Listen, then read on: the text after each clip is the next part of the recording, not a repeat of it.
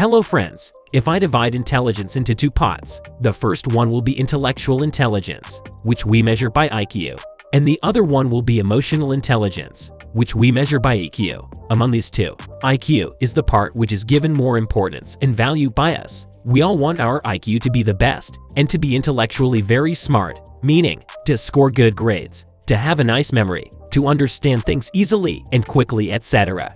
It's good to think like this. But the problem is, our life success depends 20% on IQ, whereas 80% depends on our EQ. Many research and studies have confirmed most of the people who had a low or an average IQ, but good EQ, has achieved a lot of success in their lives. Whereas people who had a good IQ, but low EQ, has everything less in comparison. Example, happiness, bank balance, good relationship, etc. The reason for this is, we humans are emotional creatures. Most of the people think that humans are logical and rational creatures, but that's not true, because most of the decisions we take are under the emotional influence, not by logical influence.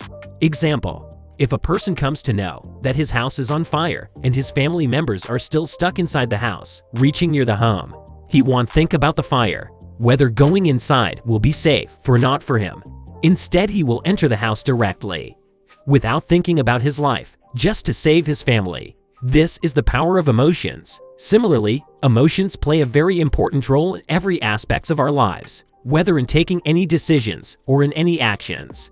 To be emotionally intelligent means to understand the powerful emotions of your and of others, and to handle it properly. The person who can understand the emotions of others, which influences them so much that they can think of their life and can connect to such person emotionally, that person can achieve almost everything in his life.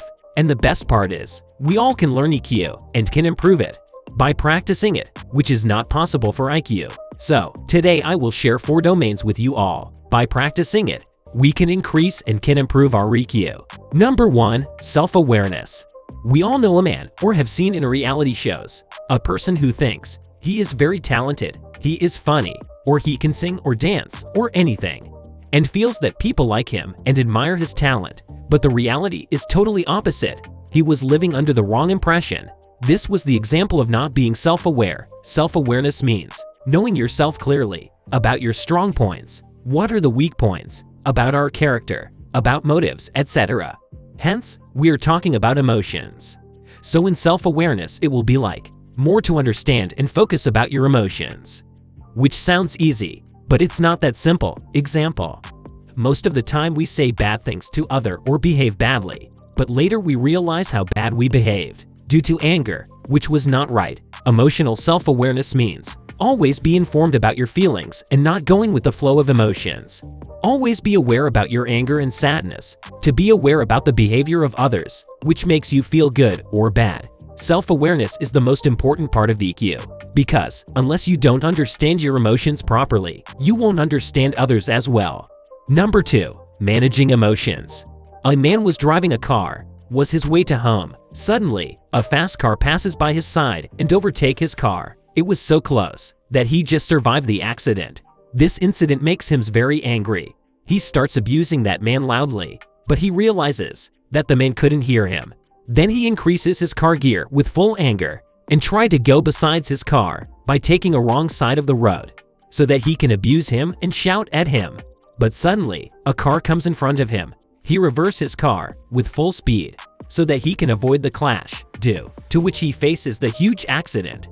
We humans usually don't manage our emotions properly, especially anger, because of which always something bad happens. Now, this sudden anger and emotions, we can't eliminate it, which we shouldn't do. But yes, we can quickly end the emotions as it comes. We can do this by using the technique, reframing. Reframing means to see that negative situation into different and other perspective. Example, the anger of that car driver was normal and obvious, but instead of ending that anger, it increased. Because he must have thought that the person inside the car is trying to act cool or smart, or trying to show off. But if he had framed that situation in other way, like maybe that person would have some important work to do, or maybe due to any medical emergency, or anything important, maybe the reason of him driving fast, his assumption must be entirely wrong. But reframing the situation this way would have handled his emotions in a positive way, due to which he would have controlled his anger and he would have survived. Similarly, then we have to reframe the negative situation into the positive, to control or manage our anger, without thinking about whether we are right or wrong. When we get the negative feeling, it grows as we think, which can create a big problem. So it will be much better if we break the negative thinking chain as soon as possible. Earlier, I had a habit. Whenever I used to feel sad, I used to listen to sad songs, which makes me feel more negative and low, because this was not the correct way to deal with the negative situation.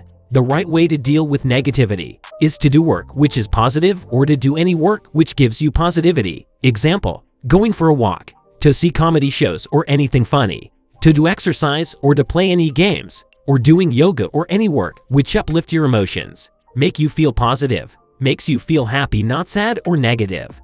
Number 3. Empathy.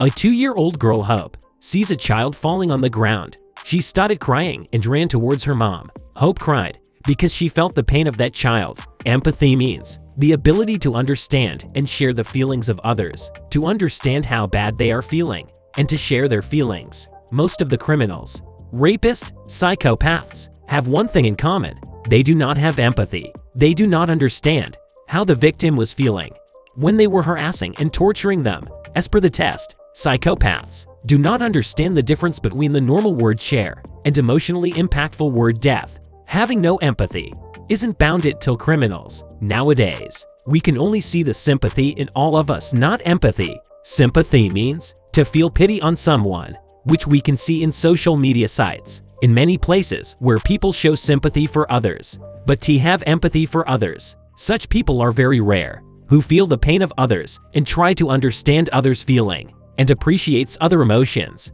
and try to do something for them. Empathy is one of the most important thing, which make you emotionally intelligent, and its empathy presence in all of us is very important. Now, one of the important ways to improve empathy is, you need to be very relaxed and patient, because anger will not allow you to understand other feelings and emotions. And how to control your anger, I've explained you in managing emotions. Again, I will personally request you to start improving your empathy. This will be beneficial for you, and also make this world a better place to live. Number 4. Building relationships. The time when there was a war going on between America and Vietnam, and in between of rice farm there was the road. One side David, an American soldier, was hiding along with his army, and on the other side Vietnam soldiers were hiding. Firing was going on from both the sides. Suddenly, some Buddhist monks came on the road, and they were wailing in the single line to cross that road. They were walking very peacefully and calmly, as if nothing was happening, without looking right or left. They walk entire road with peace. Seeing this, firing stops from both the sides. David felt really bad, after which he and his team did not feel like fighting. David says that maybe the Vietnam soldiers feel the same, because even from their side, there was no firing at all, and all the soldiers went back to their military base. In this real-life story, every soldier did not feel like fighting, because emotions are contagious, which easily gets transferred from one person to another. Example, when a child or anyone looks at us with a smiling face, automatically, even we feel like smiling.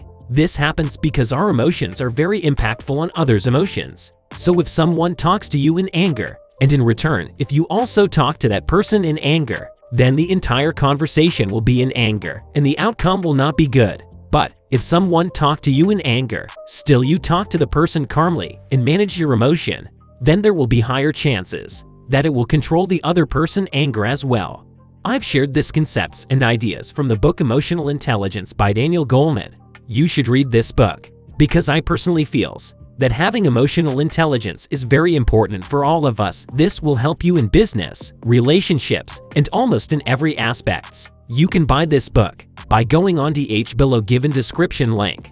Do like the video if you find these ideas useful. Do comment if any of your emotions have put you in trouble. Share this video with your friends and family. Subscribe the channel. I will share more useful knowledge and ideas with you all, usually every week. And finally, thank for watching.